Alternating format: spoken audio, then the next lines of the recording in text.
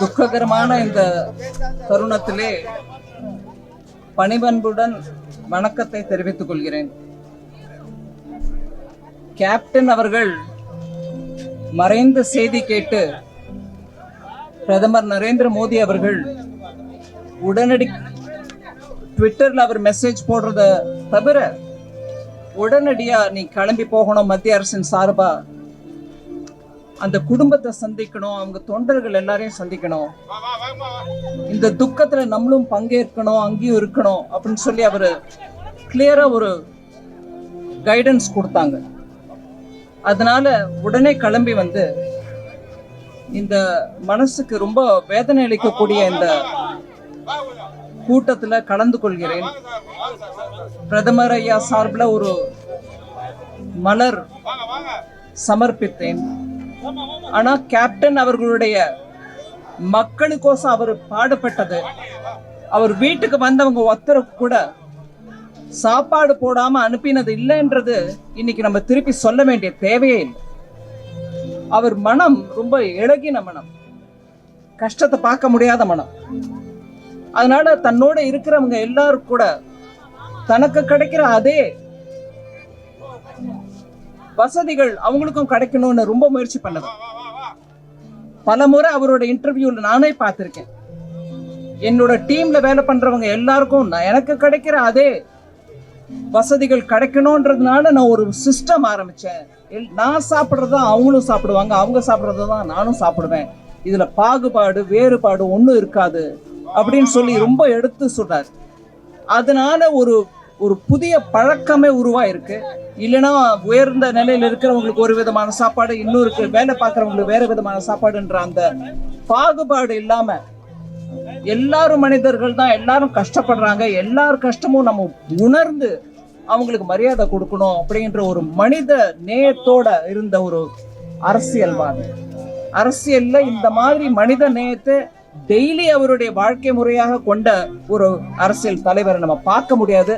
அந்த மாதிரி ஒரு குணம் இருந்த ஒரு கேப்டன் விஜயகாந்த் அவர்கள் இன்று நம்மிடையே இல்லை. அந்த துக்கத்தை எடுத்து சொல்லவும் வர்ணிக்கிறதுக்கும் வார்த்தை இல்லை. அதனால நான் பிரேமலதா அம்மா கிட்ட நான் சொன்ன முயற்சி பண்ணது கூட, நான் இதை எப்படி வெளிக்காட்டுறது எனக்கு தெரியலைங்க அப்படின்னு தான் எடுத்து சொன்னேன். இந்த நேரத்துல வெயிலையும் மழையும் கருத்தா கொள்ளாம கோடான கோடி கேப்டன் அவர்களுடைய ஃபாலோவர்ஸ் தொண்டர்கள் வந்திருக்காங்க. எத்தனை கஷ்டமானாலும் அவரை ஒரு முறை கடைசி முறையாக அவரை ஒரு பார்வை பார்த்து விட்டு போகணும்னு வந்திருக்காங்க. அப்பேற்பட்ட தொண்டர் அனைவருக்கும் என்னுடைய துக்கத்தை தெரிவிச்சுக்க விரும்புறேன். உங்கள் மனசுல இருக்கக்கூடிய அதே துக்கம் தான் எங்க எல்லாருக்கிட்டையும் இருக்கு. அதே துக்கத்தை பகிர்ந்துகிட்டு தான் பிரதமர் ஐயா இங்க இன்னைக்கு வர சொல்லி எனக்கு உத்தரவு போட்டார். இந்த மாதிரி ஒரு மனித நேயத்தோட இருக்கக்கூடிய, தன் பணத்தால் மக்களுக்கு உதவக்கூடிய ஒரு நல்ல தலைவரை நம்ம இழந்துட்டோம். இன்னைக்கு இந்த துக்கத்தை எடுத்து சொல்றது கூட வார்த்தைகள் சரி போகாது. அதனால அவர் குடும்பத்தாருக்கும், பர்டிகுலர்லி சுதீஷ் அவர்களுக்கும், கேப்டன் அவருடைய இரு குமாரர்களுக்கும், பிரேமலதா அம்மாக்கு திருப்பி என்னுடைய ஆழ்ந்த வருத்தங்களை தெரிவித்துக் கொள்கிறேன். தொண்டர்கள் அனைவருக்கும் கூட இப்பேற்பட்ட தலைவரை இழந்துட்டோன்ற அந்த வருத்தத்தை தெரிவித்துக் கொள்கிறேன். இங்க வந்திருக்கக்கூடிய மீடியா அவர்களுக்கு கூட ஒரு நல்ல தலைவரை இழந்துட்டோங்கிறத மனம் உணர்ந்து இன்னைக்கு ஊடகங்கள் எடுத்து சொல்லி கொண்டிருக்கின்றன. அது முக்கியமா மக்களுக்கு அந்த தகவல் போய் சேரணும். இன்னைக்கு தேதிக்கு இந்த மாதிரி அரசியல் ஒரு மனித நேயத்தோட இருந்த தலைவர் இருந்தாரா அப்படிங்கிற விஷயம் கூட நம்ம மனசுல இருக்கணும். கேப்டன் விஜயகாந்த் அவர்களின் மறைவு தேசிய முற்போக்கு திராவிட கழகத்திற்கு மட்டுமின்றி ஒட்டுமொத்த தமிழ்நாட்டுக்கு நேர்ந்த பேரிழப்பாகும். அவர் திரையுலகில் அடியெடுத்து வைத்த நாளிலிருந்து விளிம்புநிலை மக்களின் குரலாக திரையில் ஒலித்தவர், முழங்கியவர். அலைவோசை படமாக இருந்தாலும் சரி, அடுத்தடுத்தவர் நடித்த பல படங்கள் எளிய மக்களின் வாழ்வியலை பேசியது. சாதிய கட்டமைப்புக்கு எதிரான போர் குரலாக அவருடைய குரல் ஒலித்தது. இடதுசாரி அரசியல் பேசும் திரைப்படமாக நடிகர் விஜயகாந்த் அவர்களின் திரைப்படங்கள் வெளிவந்தன.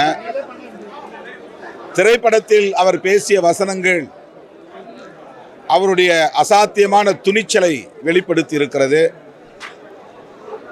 அவர் திரையுலகில் தனக்கென்று ஒரு பாதையை அமைத்து கொண்டார், தனி முத்திரையை பதித்தார், சாதனைகள் படைத்தார். அதே அடிப்படையில் அரசியல் களத்திலும் அவர் அடியெடுத்து வைத்தார். தேசிய முற்போக்கு திராவிடர் கழகம் என்கிற அரசியல் கட்சியை தொடங்கி ஒரு சில ஆண்டுகளிலேயே அவர் எதிர்க்கட்சி தலைவர் என்கிற நிலைக்கு உயர்ந்தார். தனிப்பட்ட முறையிலே 8% வாக்குகளை பெற்றார். ஒரே தேர்தலில், முதல் தேர்தலில். இது தமிழக அரசியலில் ஒரு அளப்பரிய சாதனையாக பேசப்பட்டது.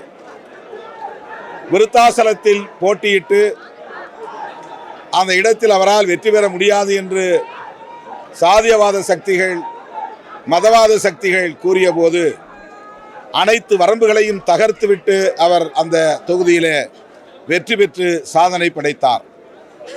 அவருக்கு முன்னதாக திமுக, அதிமுக போன்ற கட்சிகளுக்கு மாற்று சக்திகளாக பாமக, மதிமுக போன்ற அரசியல் கட்சிகள் எழுச்சி பெற்றன. ஆனால் அந்த கட்சிகளுக்கு பிறகு தோன்றிய தேமுதிக உருவாகிய சில ஆண்டுகளிலேயே எதிர்க்கட்சி அந்தஸ்தை எட்டி பிடித்தது. அவர் உடல்நலத்துடன் இருந்திருந்தால், சீரான உடல்நலத்துடன் இருந்திருந்தால் தமிழகத்தில் அசைக்க முடியாத ஒரு அரசியல் சக்தியாக நீடித்திருப்பார். அரசியல் களத்திலும் உள்ளொன்று வைத்து புறமொன்று பேசுகிற பண்பு அவரிடத்தில் இல்லை. மனதில் பட்டதை பளிச்சென்று பேசக்கூடியவர், வெள்ளை உள்ளம் கொண்டவர். குறிப்பாக தனிப்பட்ட முறையில் என் மீதும் விடுதலை சிறுத்தைகள் கட்சியின் மீதும் பேரன்பை பொழிந்தார். நாங்கள் மக்கள் நல கூட்டணியில் இணைந்து களமாடக்கூடிய வாய்ப்பை பெற்றோம். மக்கள் நல கூட்டணியின் முதலமைச்சர் வேட்பாளராக அவர் களத்தில் எங்களோடு கைகோர்த்தார். அந்த காலம் எமது அரசியல் வாழ்வில் மறக்க முடியாத காலம். அவர் என்னை பார்க்கிற போதெல்லாம் ஆறத் தழுவுகிற, அரவணைக்கிற நல்லன்பை வெளிப்படுத்தி இருக்கிறார். தனிப்பட்ட முறையில் நான் எனது இழப்பாக, பேரிழப்பாக நான் பார்க்கிறேன்.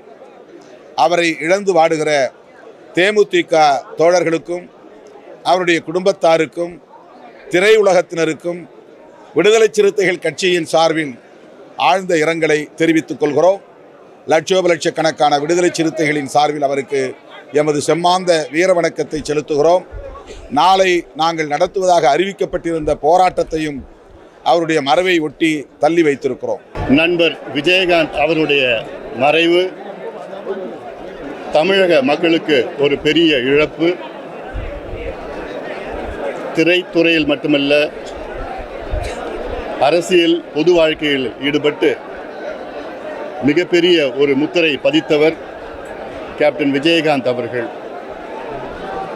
மிக தைரியசாலி, தைரியமான அரசியல் முடிவுகளை எடுத்தவர், கொள்கை பிடிப்பில் உறுதியாக நின்றவர். அவர் நினைத்திருந்தால் எத்தனையோ பதவிகளுக்கு சென்றிருக்கலாம். ஆனால் கொள்கை எனக்கு மிக முக்கியம் என்று கொள்கையிலே உறுதியாக இருந்தவர். எங்களை போன்றவர்களுக்கு ஒரு எடுத்துக்காட்டாக இருந்தவர். குறிப்பாக ஆளும் கட்சி, ஆண்ட கட்சிக்கு மாற்று மக்கள் மத்தியிலே அதை இருக்கிறது என்ற நம்பிக்கையை மூட்டியவர் நண்பர் விஜயகாந்த் அவர்கள். என் மீதும் மருத்துவர் ஐயா மீதும் மிகுந்த பற்றும் மரியாதையும் வைத்திருந்தவர். என்னுடைய மக்களவை தேர்தலில் பிரச்சாரம் செய்து என்னுடைய வெற்றிக்காக பாடுபட்டவர். கேப்டன் விஜயகாந்த் அவர்கள். அவரை இழந்து வாடும் அவர் குடும்பத்தினருக்கும், நண்பர்களுக்கும், திரைத்துறையினருக்கும், எல்லாவற்றுக்கும் மேல் அவருடைய லட்சக்கணக்கான தொண்டர்களுக்கும் பாட்டாளி மக்கள் கட்சி சார்பில் அவர்களுக்கு ஆழ்ந்த இரங்கலை தெரிவிக்கின்றேன். இந்த சோகமான சூழ்நிலையில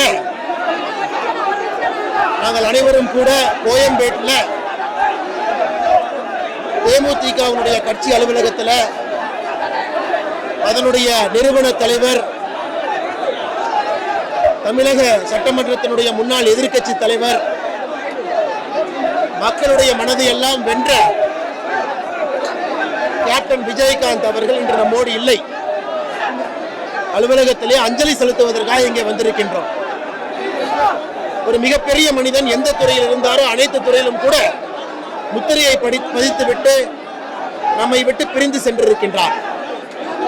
சினிமா துறையில யாரெல்லாம் சாதிக்க முடியாது என்று சொன்னார்களோ, மாநிலம் இருப்பவர்களுக்கு இடமில்லை என்று சொன்னார்களோ, எல்லாம் உடைத்து காட்டி சினிமா துறையிலே முத்திரை பதித்து தென்னிந்தியா சினிமாவிலே முக்கிய புள்ளியாக இருந்து அதன் பிறகு தயாரிப்பாளர் சங்கம், நடிகர் சங்கம், ஒரு தயாரிப்பாளராக எல்லா துறையிலும் கூட கோலோச்சி அதன் பிறகு அரசியலுக்கு வந்து இரும் பெரும் துருவங்கள் இருந்த பொழுது மூன்றாவது ஒரு மனிதனுக்கு இடம் இருக்கிறது என்பதை நமக்கு காட்டி ஏழைகளுடைய குரலாக இருந்த கேப்டன் விஜயகாந்த் அவர்கள் நம்மோடு இல்லை. பாரதிய ஜனதா கட்சி சார்பாக எங்களுடைய ஆழ்ந்த இரங்கல்களை இந்த நேரத்தில் தெரிவித்துக் கொள்கின்றோம்.